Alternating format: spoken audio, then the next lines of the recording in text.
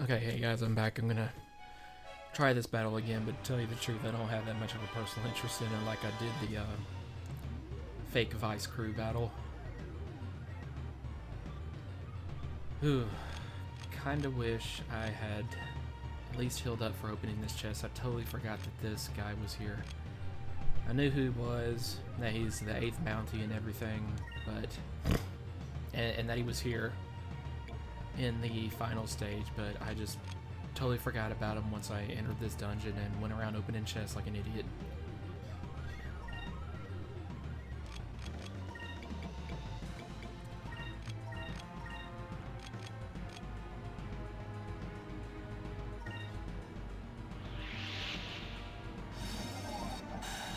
Ooh, this hurts.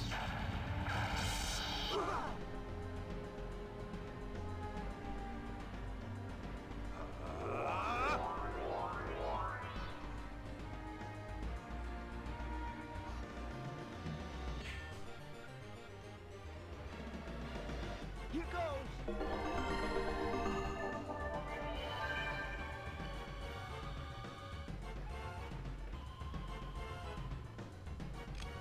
Oh boy.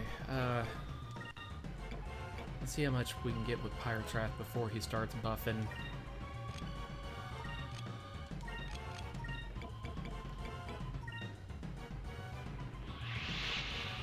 Except he just did crap.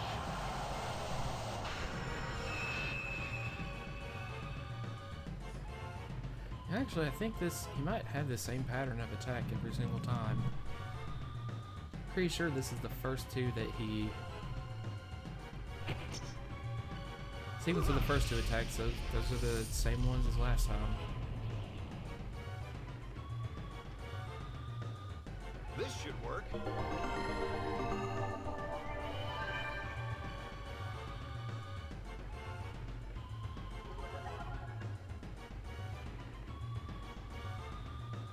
I'm going to have to do something about that. Okay, for now I'm ignoring the underlings. It's just going to take too much if he can just keep bringing them out. But then again, combined with his attacks, they easily become overwhelming. I doubt this guy would be such a problem if he was by himself.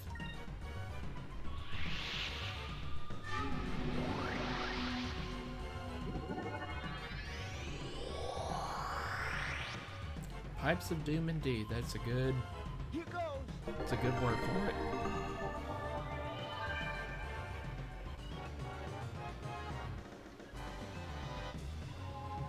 Alright, well, let's get rid of his stats.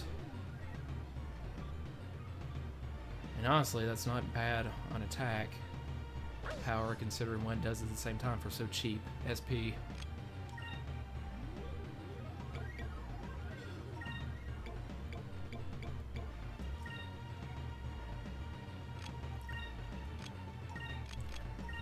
We'll keep everybody's HP up as best we can with a Saccharine Crystal on one of our characters who won't die in just a couple of hits.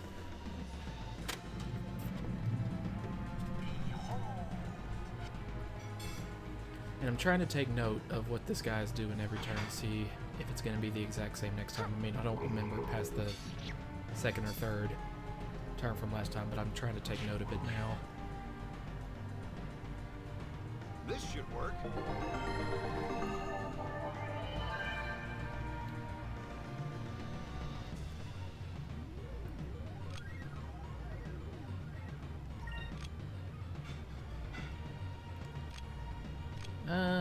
No.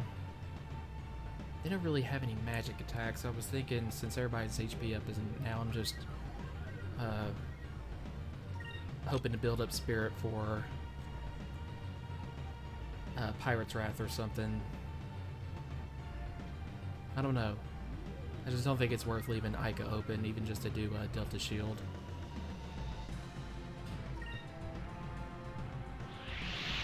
Although that, I don't know, that might have been I don't know if that would count as a magic attack or not, but thankfully it didn't really hurt anything except Gilder. The only one who's really going to be attacking here is Vice anyway.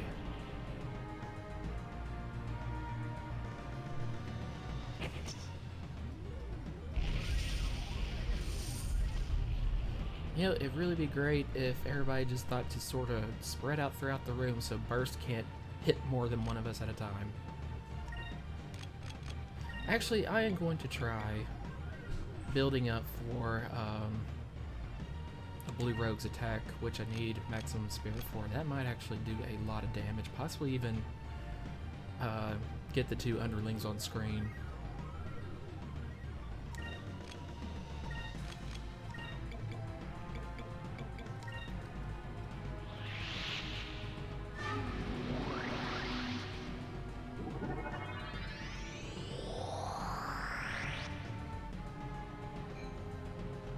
Here goes.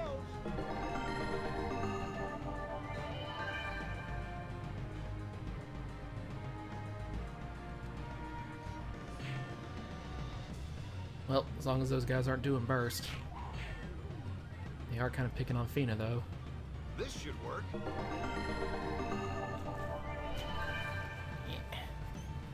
Oh, good, Lance is here. What, you still haven't beat this guy?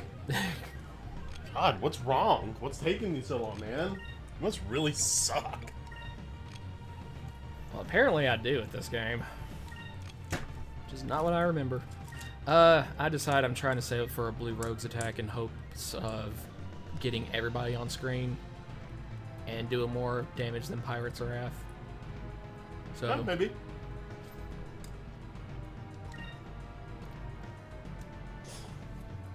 Make sure that dude doesn't have all of his buffs when it happens. Oh, he didn't. I took it off already with Lunar Wind, and he hasn't done it again since. I'm been trying to take note of his attack pattern in case it's somehow the same every round. That'd be nice.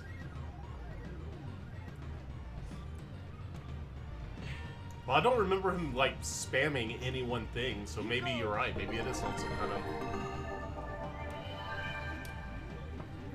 Aren't those things the best? Literally. Like, they... Like, toothpicks suck, man. Screw that. Get some of those things. I'm hoping it doesn't pick up on the mic. Really makes you feel nice and clean in the mouth after every meal. Ah, boy. Crap. Couldn't quite get there.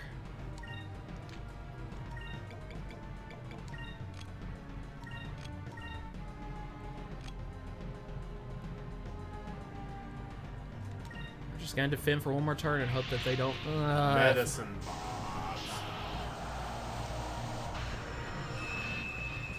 Well, now I gotta use it the next turn, Yeah. blowing him away with Lunar Winds before I can do the Blue Rogues. Otherwise, it's Gonna do no damage. I kind of wish that you had done that after they did a few attacks.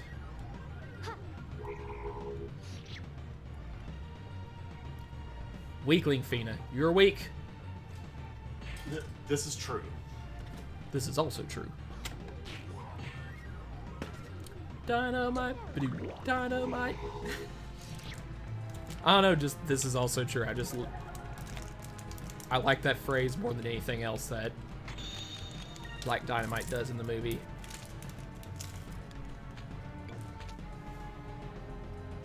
Oh, no, Prophecy is what does the big damage, not Blue Rogues. I had that backwards for a second.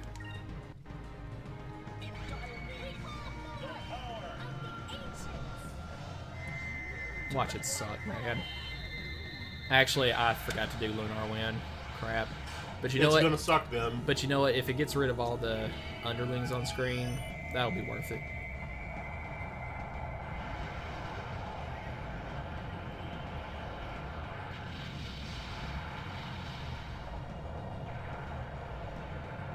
Yahoo! Oh. And that was with his buffs. All right. Well, you dead next turn, or next time I can get that going.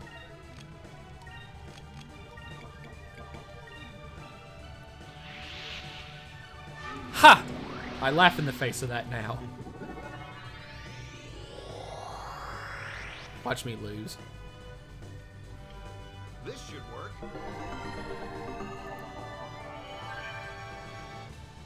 Dude, I could not. Whoa. That worked out twice as good as I was hoping Yeah, right? It's like we stared at it for a second like, that really happened? Yeah, but what? I'm gonna try to make this go a little faster by taking the two guys, since they got a little more HP to spare, having them do spare instead of defend.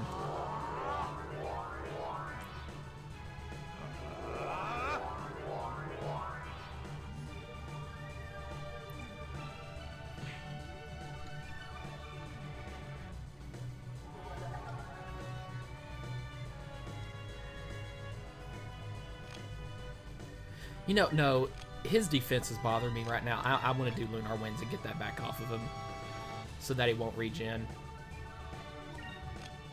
Smart. Like, I'm just thinking he would just barely get enough HP back by the time I'm ready to do Prophecy again. I think so.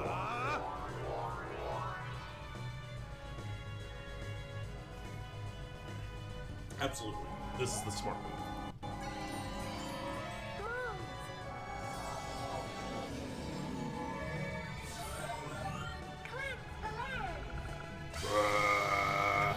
By the way, did you remember the big fat zombies in Resident Evil 6? I don't know if they're on any other campaign but Leon's and Helena's, but did you remember them?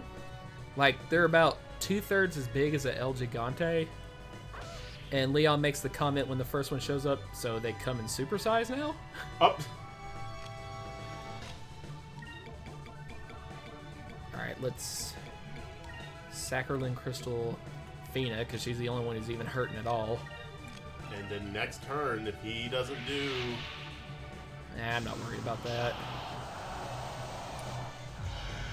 If they get Vice with it, then I can just cure it for like 2 SP. Alright. Okay.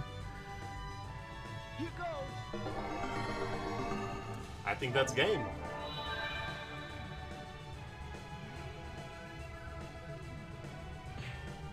Ding!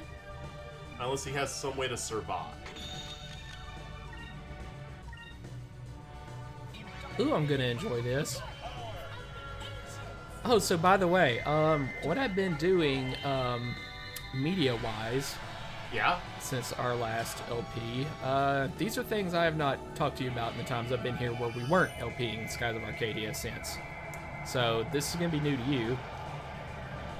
I read the entire series of Doom books, and they suck. The only thing I can say is that it's not boring. Okay. But it is so batshit out there, dude. First, like in the first book, wish they were all it looks that like it's going to be just like the best novelization you can do, retreading what happens in the games in the first Doom game and the second. Okay. Because they and I do kind of like the name they give to the protagonist. You know, it's just like Doom guy. Yeah. No, they call him. He actually has you know, A normal name because he's a human. His name is Flynn Taggart, and they call him Fly for short. I don't know. I just liked it. So what did we get? Orb of... I think that's just something we can sell again. Yep, that's something we can sell. And yep. But I mean, I'm not going back for anything, are you? No! This was a waste.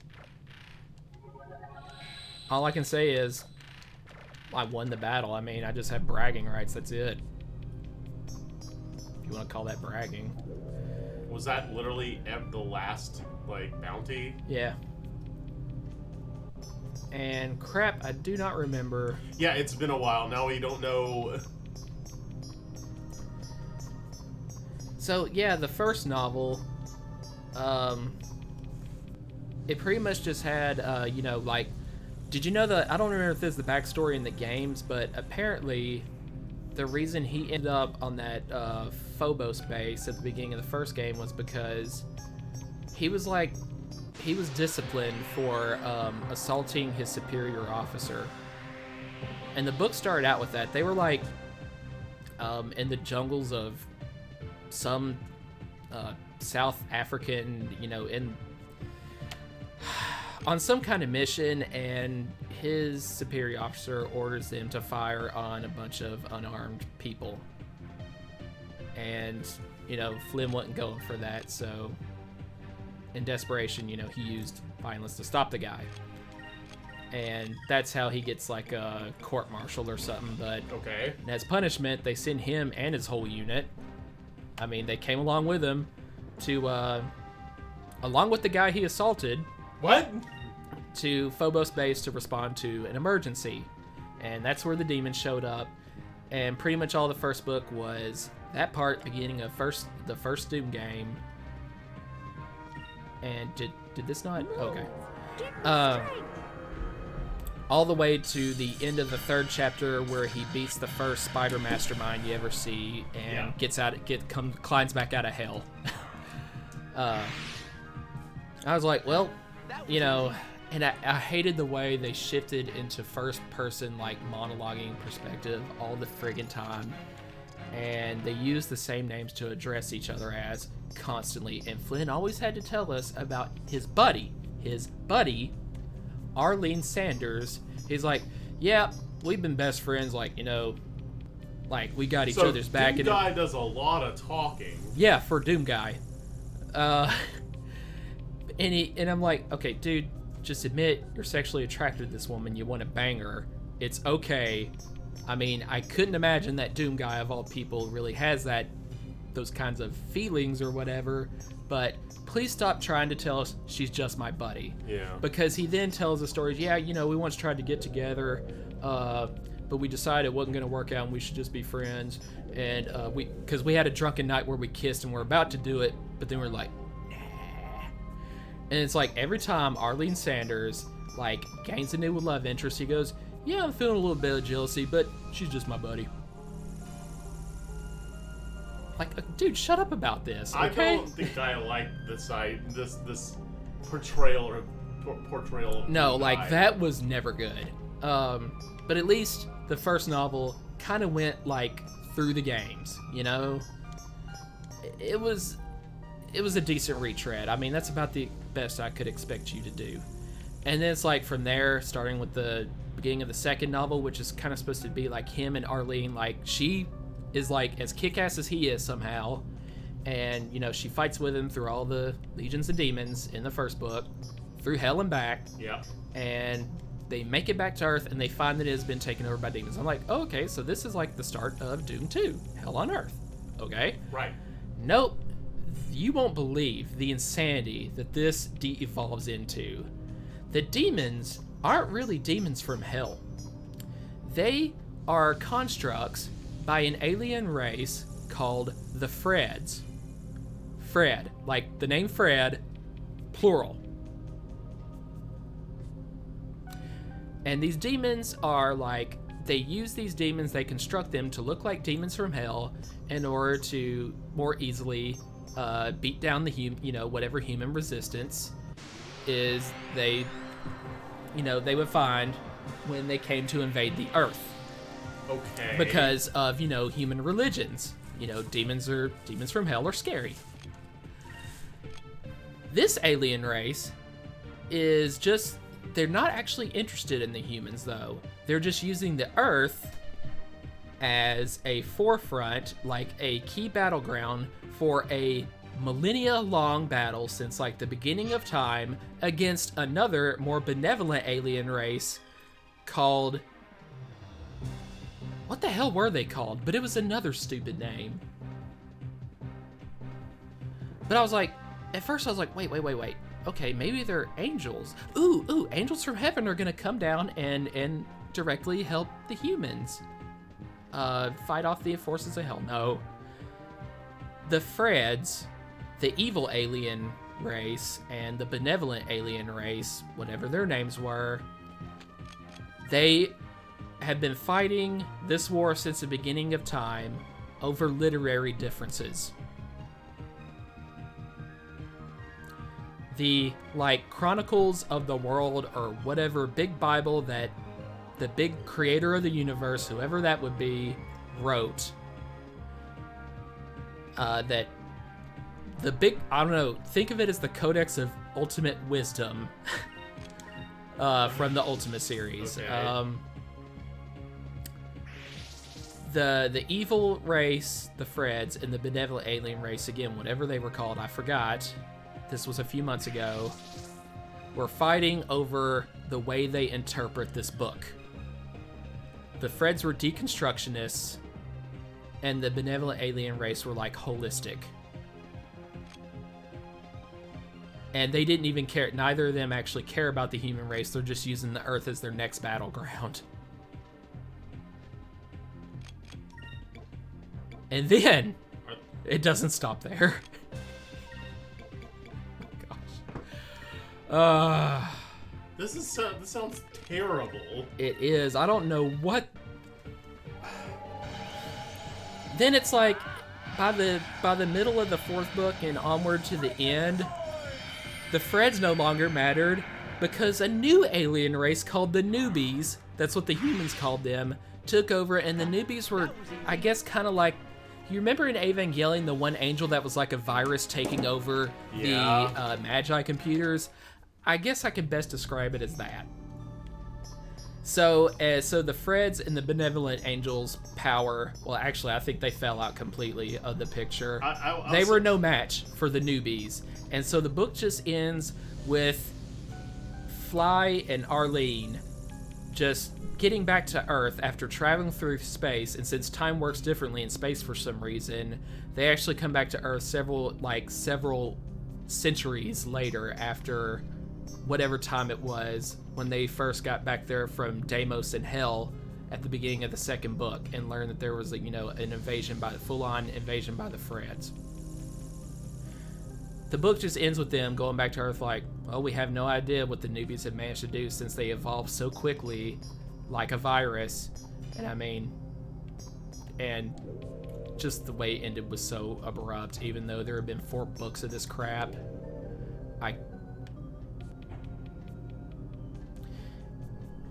This sounds awful. I like nothing about this.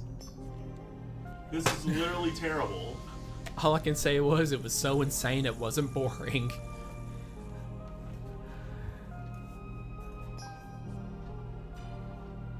I mean, at the end of the 4th book, I was like, wow. Let me just put this down. At some point, the Newbies duplicated Fly and Arlene in a computer program. At some point this happened. I don't remember how it tied in. They duplicated them in a computer program by sending their minds into a simulation. This is like Star Ocean 3 territory. Oh, here we go. Where that Fly and Arlene found themselves back at the beginning of the Phobos base and fought their way back through the exact same events and everything from the first book. Through Deimos, onto Hell, and they just decided, you know what? Since the real us is out there somewhere in the real world, let's just live here peacefully now that we've rounded up all the demons. They actually managed to preach. I'm serious. They used preaching like good old-fashioned evangelical preaching to win the demons over to their side so they wouldn't fight anymore in that computer simulation. That's how they lived in peace forever in there. While the real Arlene... Dude, I am not... I know, no. I am not making this up. Oh, I tell you, buddy. Wow, These guys were on some kind of level of drugs far beyond what mankind has ever known. These had to have been... I think maybe it came from a benevolent alien race out there somewhere across the stars that provided just the right kind of drugs to the writers of these books to make them come up with this kind of story. Just wow. And that's just the things you told me. I'm sure there are countless other things that happened. I think I hit the overarching story here. I think I covered pretty much everything from that.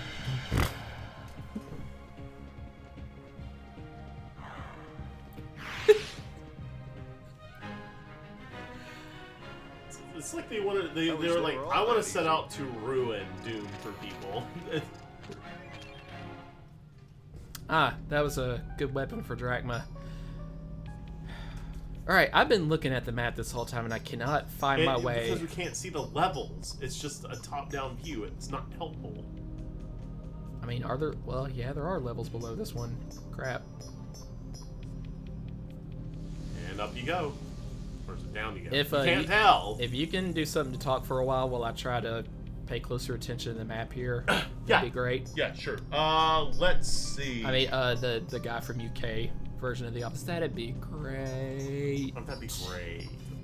So,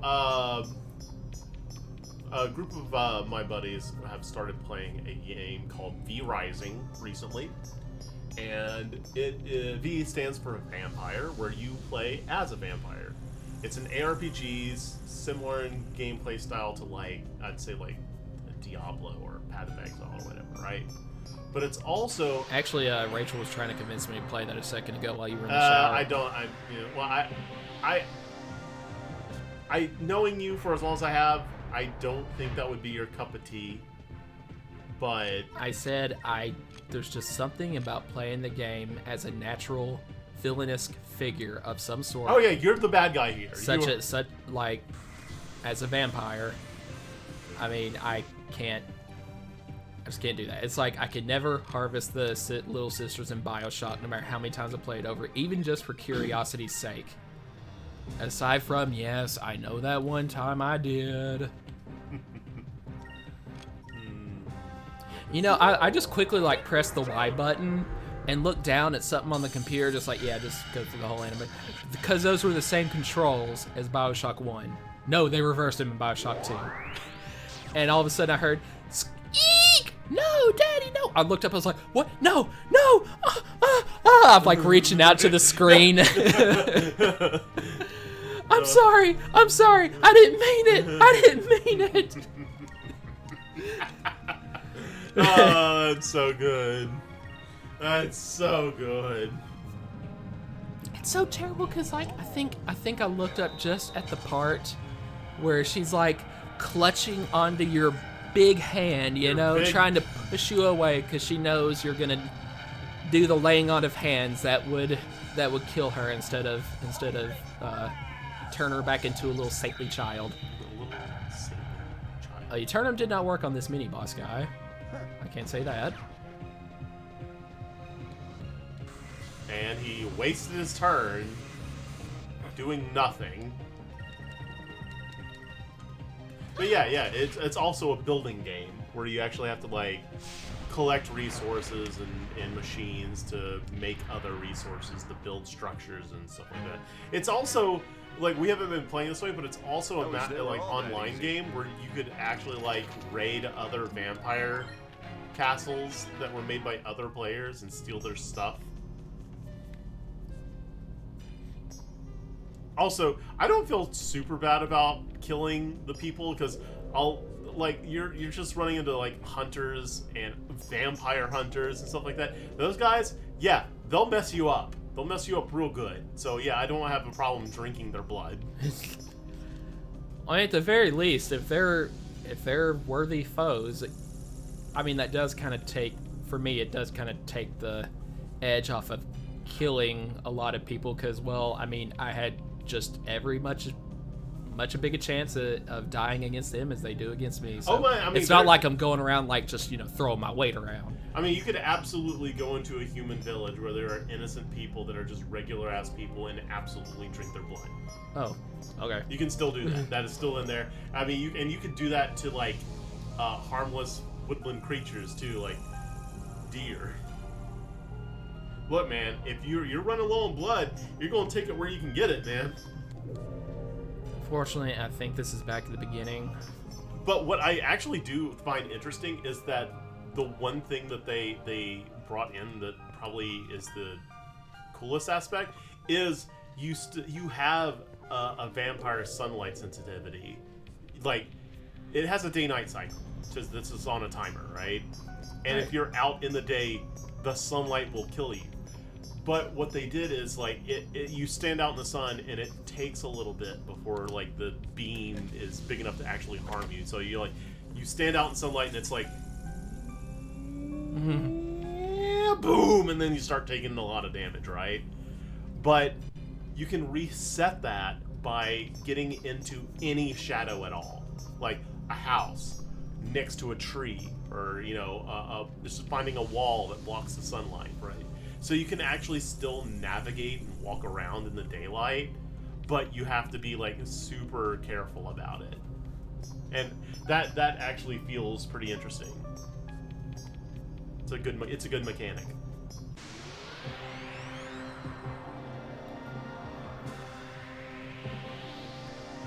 Anything else? No, that's about it. It's still early access. It's not done yet. The gameplay loop is interesting. It's like you have your castle to work on is one thing. You have your hunts, right? Like there's like a list of all these bosses in the game, and you actually hunt them down by like tracking their scent or whatever. And you can like, I'm gonna go hunt Tristan the Vampire Slayer today, and because these like boss creatures, The hunter becomes the hunted. like you beat these guys and you drink their blood, and the boss type characters grant you new spells to use, like vampiric abilities. So that's cool. It's cool. It's cool. It's cool. Makes the game more challenging.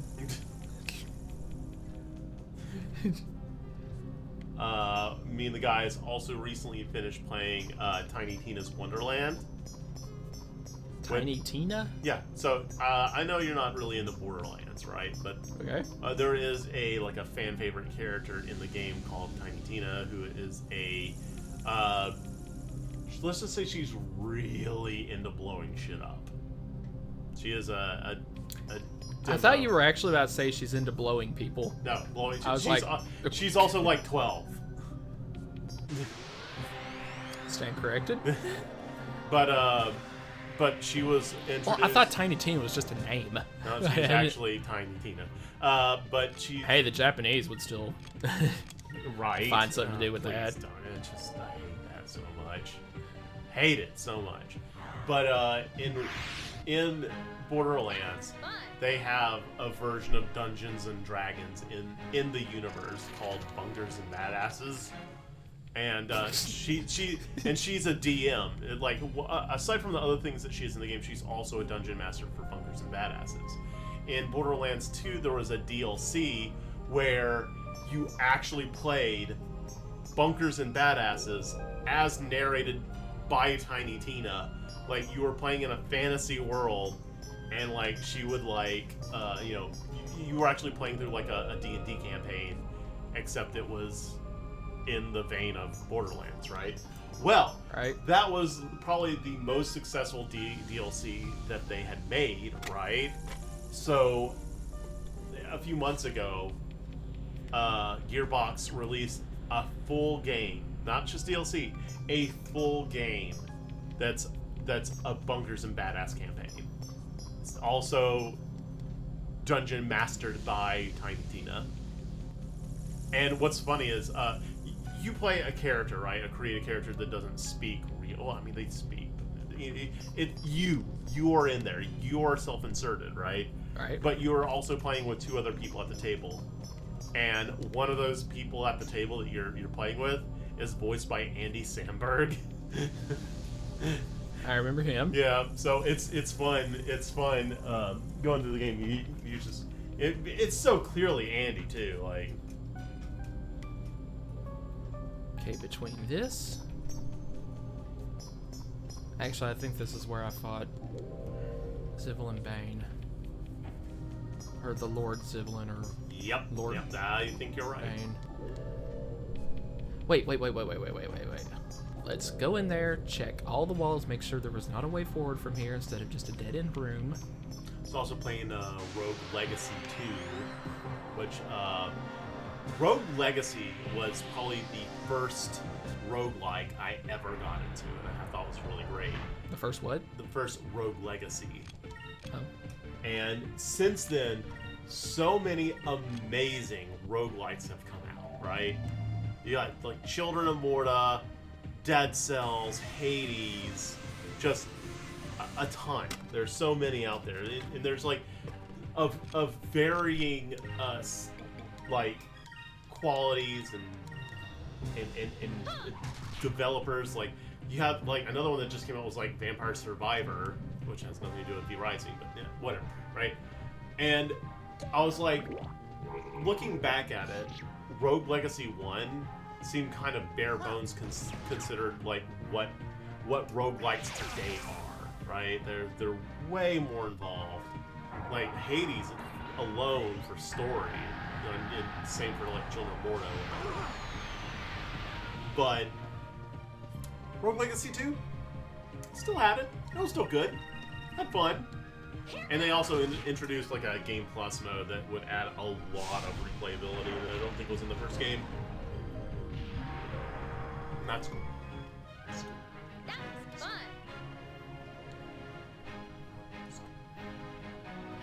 Makes the game more challenging. You know, it makes the game more challenging. Also, this month, or at least I think it's going to be this month, is going to be this year's 4-Job Fiesta. That's coming back around. So I'm going to do my yearly playthrough of Final Fantasy V with randomly generated That's jobs. amazing, even for that purpose that you have, for a long time now, you've been doing a playthrough of FF7 every year. 5. I mean, 5, sorry. Yeah. Every year with the classes. I mean, you must like know that game inside and out by now. Yeah, kind of familiar. But I've played through it like 3 times my whole life. I have done that once a year since. Oh, good gracious! When was the first time? I don't remember. But it's just been a while, and it's fun.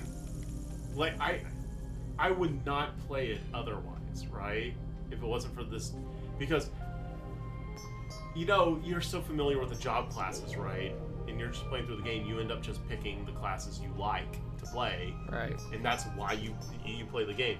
But being forced to use classes that you never use means you're using party combinations that you have never used before, and it breathes new life into the game.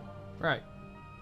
So much so that I've been able to play it once a year, every year, and every time it comes around, I'm looking forward to for it. like the last 8-9 years. Hey? I'm still looking forward to it. It's still a highlight of and honestly, Final Fantasy V Pixel Remaster came out a while ago, and this might be a good time to pick it up and play. Because what I have been using to play every year is a modified version of the GBA port, right? The GBA port has a lot of cool shit added to it, or at least quality of life, or advances, or just upgrades to it that's not in the PlayStation or the Super Nintendo version. Also, remember, the Super Nintendo version doesn't exist really in America, except for the PlayStation version. Right. Super Nintendo was always Japanese, so you had to have a fan-translated version to play the SNES version. So, the only issue with the GBA version is that the audio quality is trash. It's like bit crushed to fit on a GBA and everything, right? But there was a modded version that somehow managed to restore the original soundtrack from the SNES version into the GBA version, and done, fixed.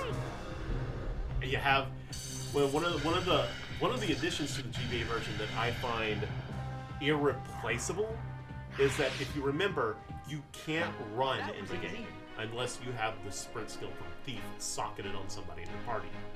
Otherwise, you have to walk. Oh, I didn't remember that at all. Yeah, that's a thing. But then again, that makes sense because you actually needed a straight up particular item equipped in 6. Yeah, a later to be game able to run. in order to. But the GBA versions of both those games said, screw it. Running's just a thing. You got it. You're welcome. So, yeah. But now with the Pixel Remaster out, I don't know. Thinking about grabbing that for this year's Fiesta. The only concern is that there are a lot of exploits in Final Fantasy V with a lot of different job combinations, right? And I don't know if those still exist in the Pixel Remastered version, because it's completely remade from the ground up in, what was it? Unity? I think the entire game was remade in Unity. I don't know if that also means like previous exploits and glitches are still in there or not. And to be completely honest, right? Those bugs and those exploits are what is interesting. It's what makes me like excited to play. Here, let me explain to you a situation I was just last year. Okay. Okay. I had Berserker as one of my roles, right? So I had to have a Berserker in my party at all times, right? Okay. I'm fighting Twintania at the end of the game, and Twintania counters melee attacks with like Comet or some shit, right? No, it's Tsunami. He counters melee attacks with Tsunami.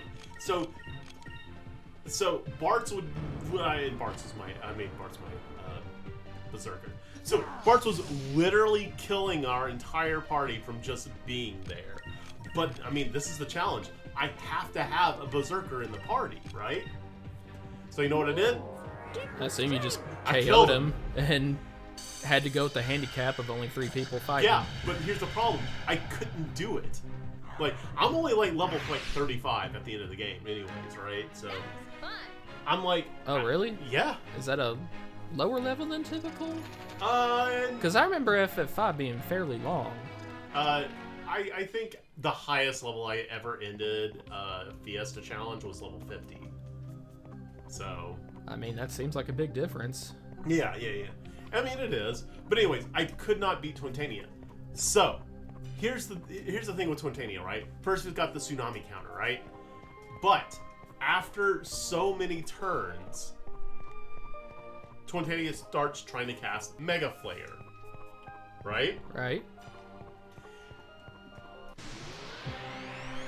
To be able to, and when Twintania is charging for Mega Flare, Twintania becomes weak to everything, right? All status effects now work while charging Mega Flare.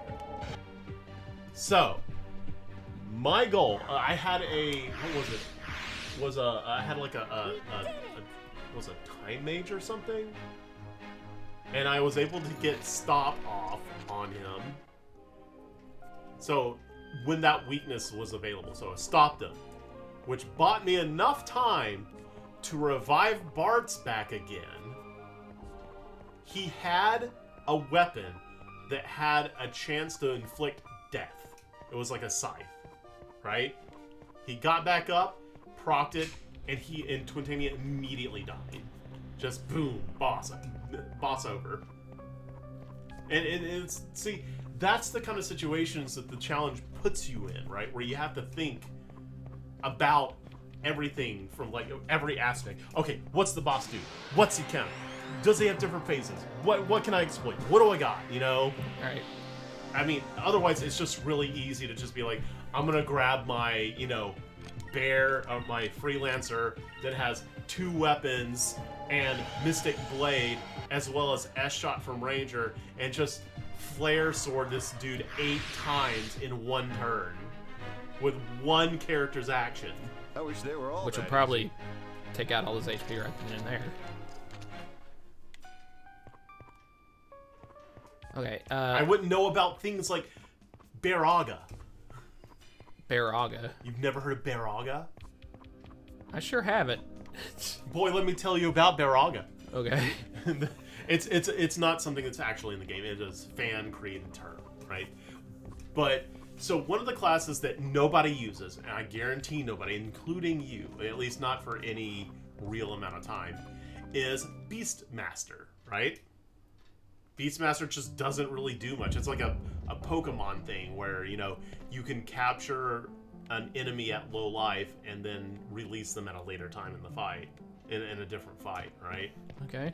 So, and for the most part, none of those beasts or enemies in the game are actually like that great.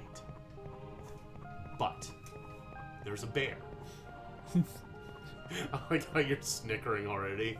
There's a bear. I'm already liking where this is going. There's a bear enemy in the desert that you can run across. I think it's just sand bear, right? Right. That you can capture. And this sand bear fucks. Like, he does so much damage. And as far as the Fiesta challenges goes, right? You know how you have a subclass that you can socket a skill in that you've learned from any of the classes that you've gotten. If you get a Beastmaster, the idea is that everybody in the party, someone's going to have to be a Beastmaster, but everybody else in the party as a subclass has the capture/release ability.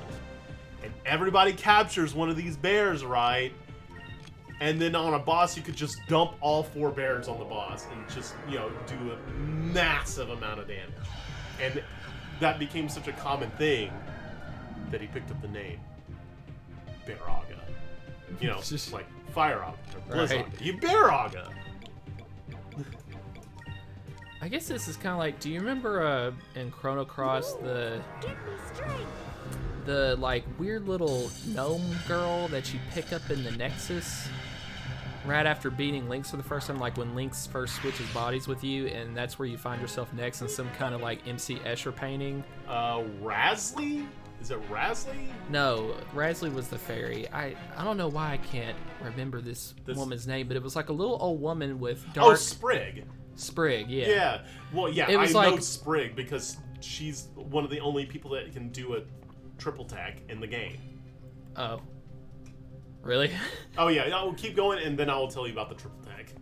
Because it's The only one I remember offhand was actually Surge, Lena, and Rasley, of all people, I think.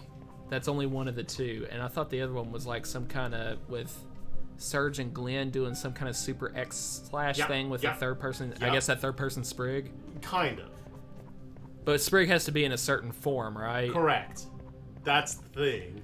But it was like, I distinctly remember that all of her attacks, all the monsters she can morph into are useless, except for this lagoon creature, whose normal like combo actually does a lot more damage than even, some of your strongest fighters like Surge attacking normally.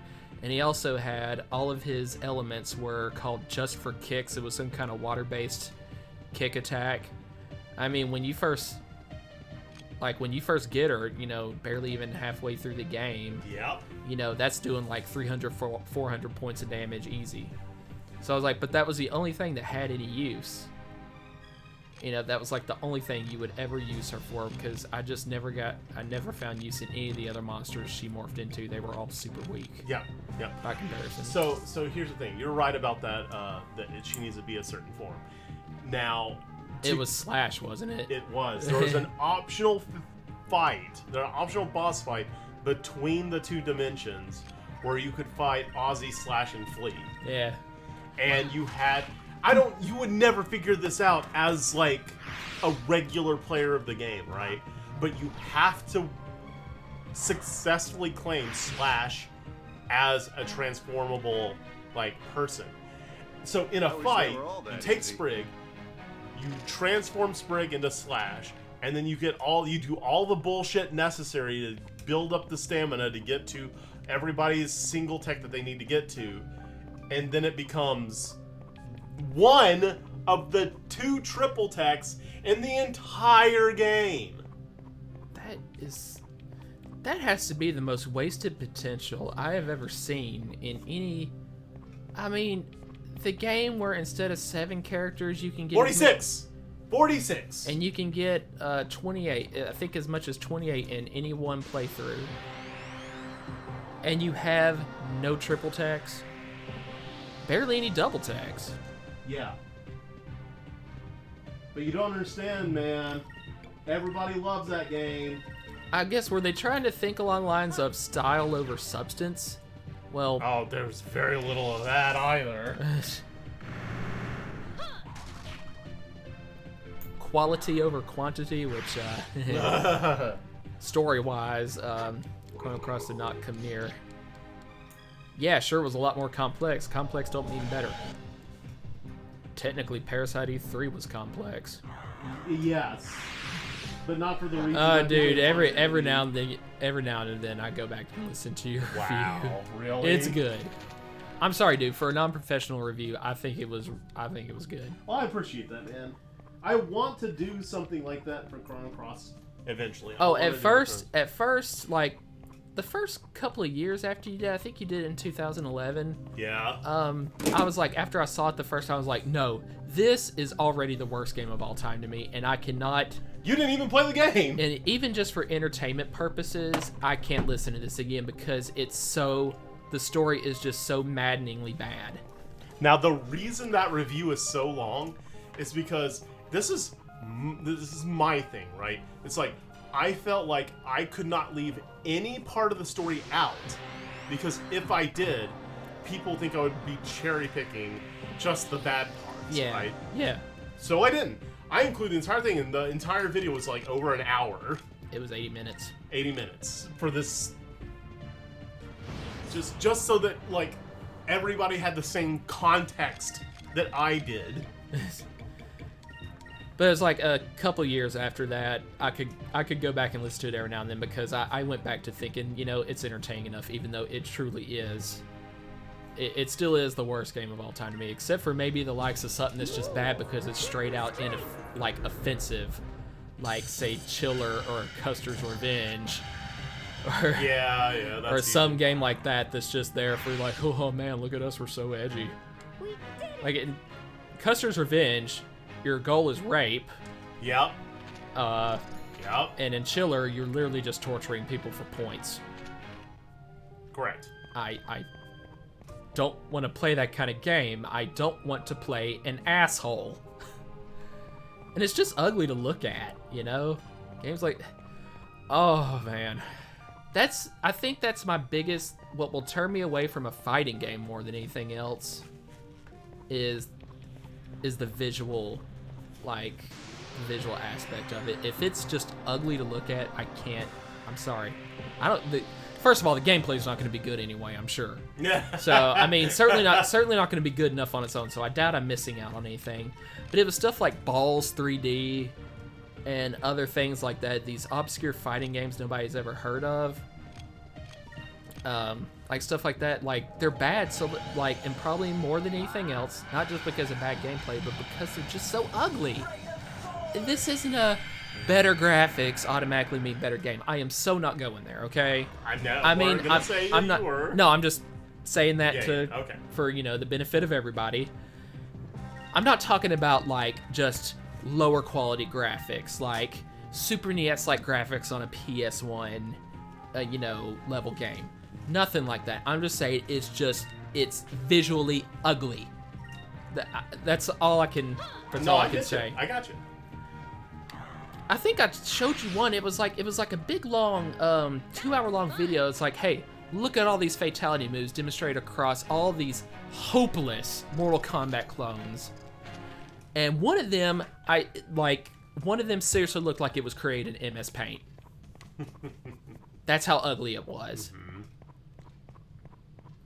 Okay, so while you were talking, I was keeping track of where I was like, did I do good, boss? Yeah, I was keeping track of where I was going, but ultimately I did not get anywhere. I went back into this first area thinking there was something I missed there, and that's actually the path forward, because here, when I asked you to start focusing on talking so I could, see where I was going, I thought I kept pretty good track of wherever teleporter takes you in here, and I covered all the ground, and I could not find a way out. So we are going to have to stop recording right here and off screen get to the point where we find the way forward. And besides, this particular episode is probably gone for like 2 hours. I might break that up. Wow. So yeah, we'll see you later, guys.